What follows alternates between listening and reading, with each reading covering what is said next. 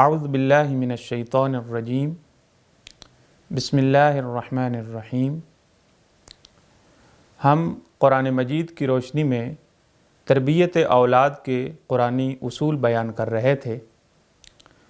آج ہم جس موضوع کی طرف اشارہ کرنا چاہتے ہیں اور جس اصول کو ہم بیان کرنا چاہتے ہیں وہ یہ ہے کہ والدین کو چاہیے کہ وہ اپنے بچوں کو بہترین انداز میں واعظ و نصیحت کریں، انہیں اچھائی کی دعوت دیں، امر بالمعروف کریں، نہی عن المنکر کریں۔ قرآن مجید نے اس اصول اور اس قانون کی طرف سورہ ہود میں اشارہ فرمایا ہے۔ اعوذ باللہ من الشیطان الرجیم بسم اللہ الرحمن الرحیم۔ سورہ ہود کی آیت نمبر 42۔ وَنَادَى نُوحٌ ابْنَهُ وَكَانَ فِي مَعْزِلٍ يَا بُنَيَّ ارْكَبْ مَعَنَا وَلَا تَكُن مَعَ الْكَافِرِينَ۔ جناب نوح علیہ السلام اپنے بیٹے کو آواز دیتے ہیں جبکہ وہ ایک علیحدہ مقام پر کھڑا ہوا تھا۔ یا بنی ارکب معنا، آواز کیا دی ہے کہ اے میرے بیٹے ہمارے ساتھ کشتی میں سوار ہو جاؤ، ولا تکم مع الکافرین، اور کافروں کی ہم نشینی اختیار نہ کرو۔ اور جناب نوح علیہ السلام کی بات کا جواب دیتے ہوئے بیٹے نے یہ کہا، قال سآوی الی جبل یعصمنی من الماء، کہتا ہے کہ میں پہاڑ کو اپنی پناہ گاہ بنا لوں گا، وہ مجھے اس طوفان سے نجات دے گا۔ جناب نوح علیہ السلام نے فرمایا، قال لا عاصم اليوم من امر اللہ الا من رحم، کہ آج کے دن کسی کو کوئی چیز بچانے والی نہیں ہے مگر یہ کہ جس کے اوپر خداوند عالم خود رحم کرے، یعنی عذاب سے کوئی چیز آپ کو نہیں بچا سکتی مگر یہ کہ خداوند متعال خود رحم کرے۔ یہی گفتگو ان کے درمیان، باپ بیٹے کے درمیان چل رہی تھی۔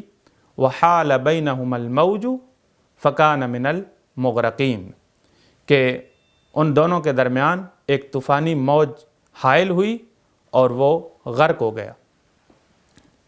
ناظرین گرامی، آپ نے ان دونوں آیات کو ملاحظہ فرمایا اور ان کے ترجمے کو بھی آپ نے ملاحظہ فرمایا۔ دیکھیں، قرآن مجید جو ہے وہ اس سورہ ہود میں اس اصل کی طرف کہ والدین کو چاہیے کہ وہ اپنے بچوں کو واعظ و نصیحت کریں، راہ ہدایت کی طرف ان کی رہنمائی کریں، اشارہ کر رہا ہے۔ کہاں پہ؟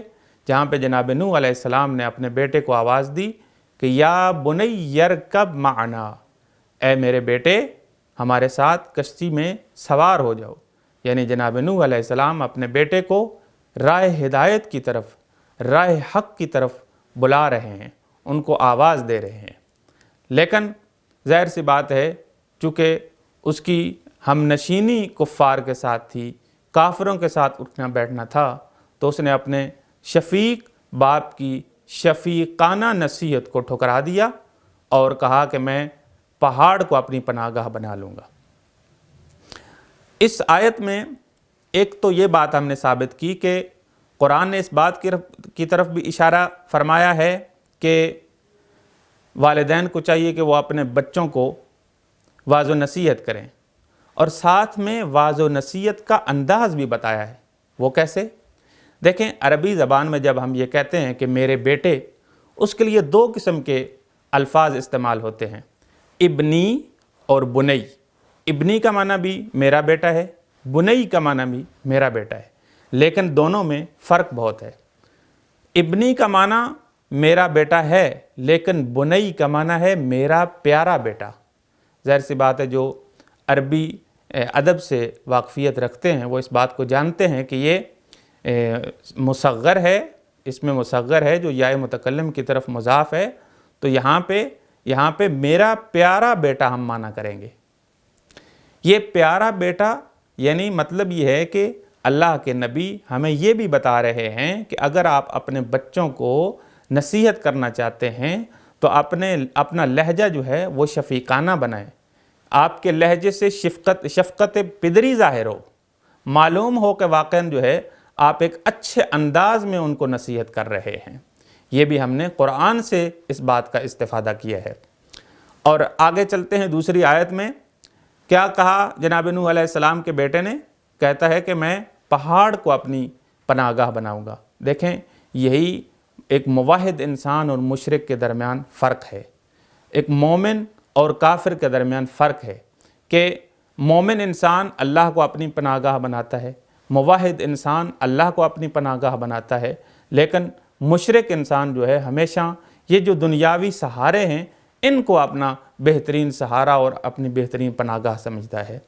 ہم بھی بعض اوقات یہی غلطی کرتے ہیں اپنی روزمرہ زندگی میں کہ بجائے اس کے خدا کو اپنی پناہ گاہ بنائیں جو کہ محکم ترین پناہ گاہ ہے، ہم جو ہے دنیاوی مقام کو، اپنے روابط کو، مال و دولت کو، ان چیزوں کو ہم پناہ گاہ بناتے ہیں، جبکہ ایک مومن انسان کو اپنے اللہ کی پناہ گاہ، اپنے اللہ کی پناہ میں جانا چاہیے اور اپنے لیے ماوا و ملجا جو ہے وہ خدا کو سمجھنا چاہیے، کیونکہ خالق کائنات کی قدرت اور اس کا امر جو ہے تمام امور اور تمام قدرتوں کے اوپر غالب ہے۔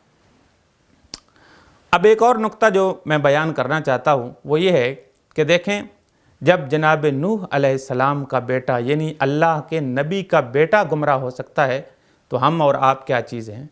لہٰذا والدین کو چاہیے کہ وہ ہر صورت میں، بالخصوص اس پرآشوب دور میں اپنے بچوں کی بہترین تربیت کریں۔ والدین کو چاہیے کہ اس پرآشوب دور میں اپنے بچوں کی بہترین تربیت کریں، بالخصوص ان کو اچھے انداز میں شفقت بھرے لہجے میں واعظ و نصیحت کریں تاکہ ان کی بہترین تربیت ہو پائے۔ دعا ہے خداوند عالم کی بارگاہ میں کہ خالق کائنات ہمیں اپنے بچوں کو بہترین انداز میں واعظ و نصیحت کرنے کی توفیق عطا فرمائے۔ وآخر دعوانا ان الحمد للہ رب العالمین۔